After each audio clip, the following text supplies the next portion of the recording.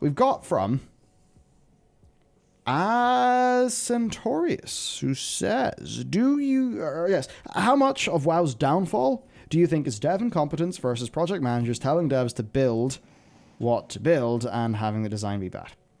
I think it's a little bit of both. Because I think if you serially underpay and then you hire with passion, you'll get a whole bunch of fans. If the rest of the industry is offering far better, more competitive compensation, then the cream of the crop from your company will go to those other places. And overall, that's not going to be the best way to have the most top-notch crack squad of people making your game. So I think it's maybe the sort of thing where a lot of the best sort of leading minds are kind of leaving and, going off to other places. I mean, you think about some recent people that are, have gone, like David Kim, senior designer. I think Chris Kalecki was a senior designer or something like that. So that's not good for the average quality of the team. But then also project management is a big thing there, because turns out you can be a great dev with all the passion, all the care in the world, and totally have the right ideas. And believe me, I know for a fact there are loads of people in the WoW team that agree with all the stuff that we're saying, that agree with, Preach and stuff. Because, I mean, Blizzard have literally told us that themselves even. It's not even a conspiracy theory to say that. Blizzard have literally told us ourselves whenever, Ian says, there's been a lot of internal disagreement and debate in this. Which obviously means there's people that agree with us. Yeah, they obviously lose most of the time, which sucks. So I think it's just that sort of thing of, you've got a lot of top-end people.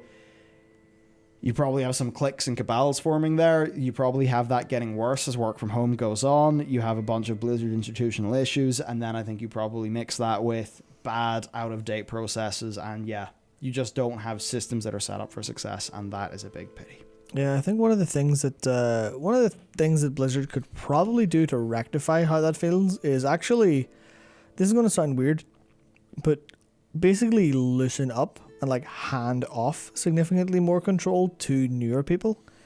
It's the kind of thing where it's almost, well, maybe this isn't a good example because Platinum Games' recent output and their output that seems to be coming out is worrying to say the least, but they, Hideki Kamiya has been in the industry for I don't know how long, years and years and years, since the NES days, I believe. But he was big talking up new blood, new directors, fresh ideas, hungry young people going, I'm going to come in here, I'm going to the Takahisa Tara, but I'm going to redefine action games because I feel like they've gotten stale. Oh yeah, and then Astral Chain, man. Yeah, went and made Astral Chain, which was didn't live up to it, but 2 or 3 games later, if he directs a game, it'll be an absolute banger.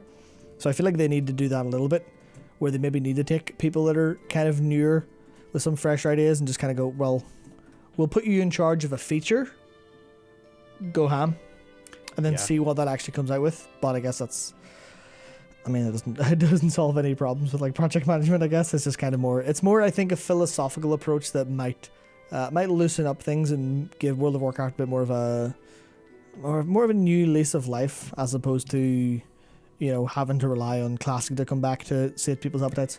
I mean, we can't have the whole rely on Classic thing go on for. I mean, it's great for the people who love it, but of course, Classic, I think, has to play second fiddle to Modern, not because Classic doesn't deserve it. I mean, I want Classic Plus, I want severe work to go into Classic, but it's if they mess up Modern, they're definitely. It's either right. If you mess up Modern, you better have something as healthy as old school RuneScape and be committed to active development of new content for the old school feeling product. I don't feel like that's the way they really want to do it. They really want to do it with Modern. So, yeah, it's interesting. Fleshaga. I have about 290 mounts. Every mount is a reskin or a remake of flight mounts. Yep. With the mount thing, it's funny. The more mounts you've got, the less your new mount means. Which is a pity, and then it's a real pity when I don't know, was it Asmongold or somebody who tweeted this, but it was just the sheer quantity of mounts in our journal that we're getting now. It's Blizzard oh shit, oh, we're running out of ways to reward the players. 85 horses, 5 elks that all kind of look the same but slightly different doodads on them.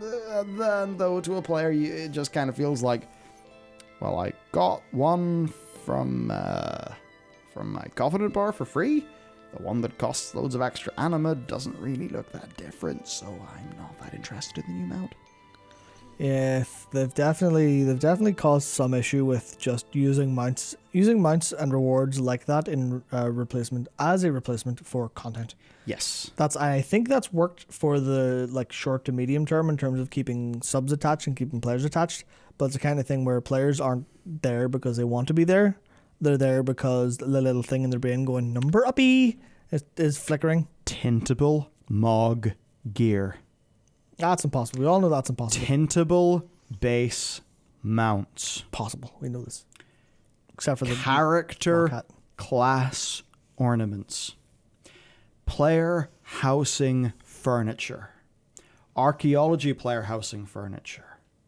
Profession-driven player housing furniture. Content-driven player housing furniture. Spell effects on a per-class basis. Sorry, I'm doing this off the top of my head. I'm really going to run out of steam here soon. But yeah, I mean, I was get the point. Yeah, so I was actually very close to saying the only thing that was keeping me away from saying this was you talking about like tintable mounts. I was about to say, Michael, we're talking about World of Warcraft, not Final Fantasy 14. But yeah. But right, and I don't say that to get at Blizz. I say that to say, hey Blizz, as a player who thinks that stuff is cool as shit, I would really be jazzed about your game if you had those things. And by the way, we kind of have quite a bit of reach here, and you know, if we're all very jazzed about that, we'll obviously make videos about how jazzed we are about the thing. That's obviously going to be good.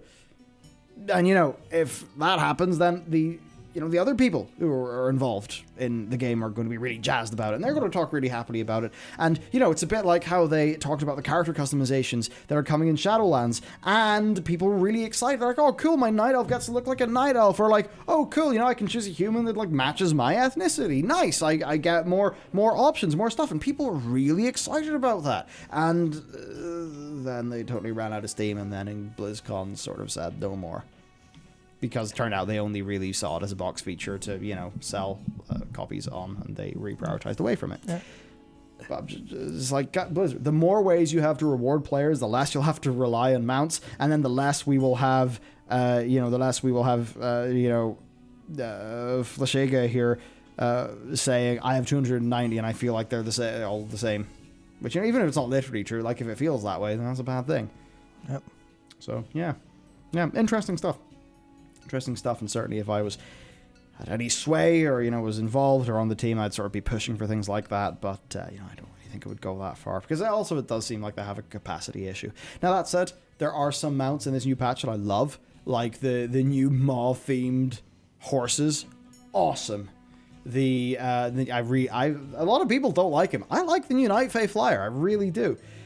So there's a bunch of those things that I absolutely am like going to get. You know, that rare that drops the golden mount. I mean, I don't know if I'm going to do this via the Venari Paragon box or via getting Layer 12 5-star runs. I don't know what way I'm going to do it, but I really want one of those cool chargers. Those cool horses. So that is a way that, you know, those mounts are going to excite me, but it's only the unique mounts that are doing that.